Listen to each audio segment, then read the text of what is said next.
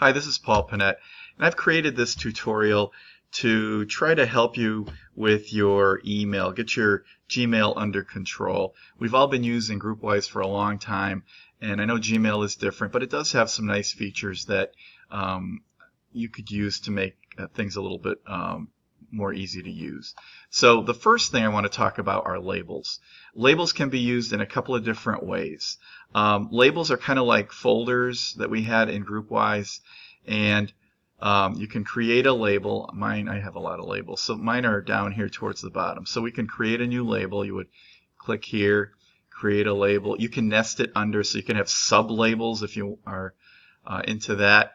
So that's how you would create a label. If you have labels that you want to show up closer to the top of the list, they do sort alphabetically.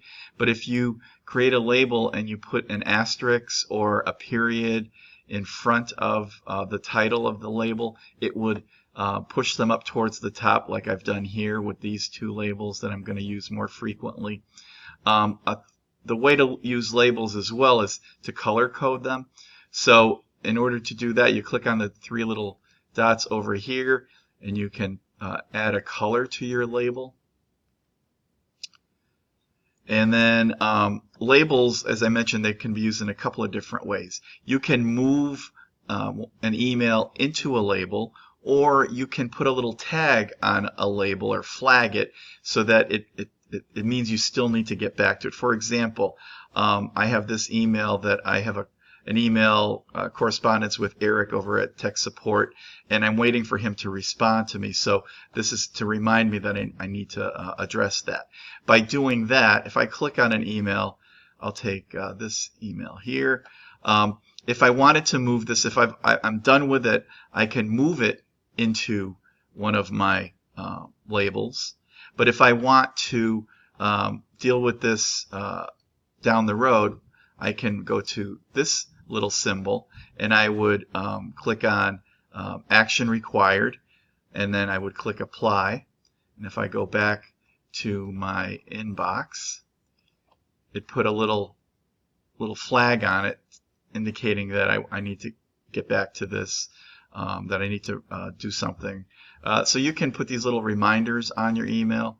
If you want to delete things en masse, you can select this and it'll select all of them. And then what I like to do is go through and unselect the ones I want to keep, because generally that's the ratio, and then I'll delete them.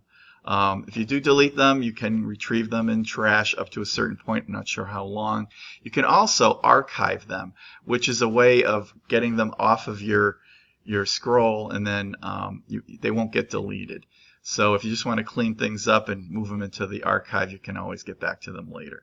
So I hope some of these tips you'll find helpful. If you have other things that you want me to address, I will make some tutorials to do that. So if you have any questions or need assistance, just call me or stop by the library. I'll be happy to help you. Thanks.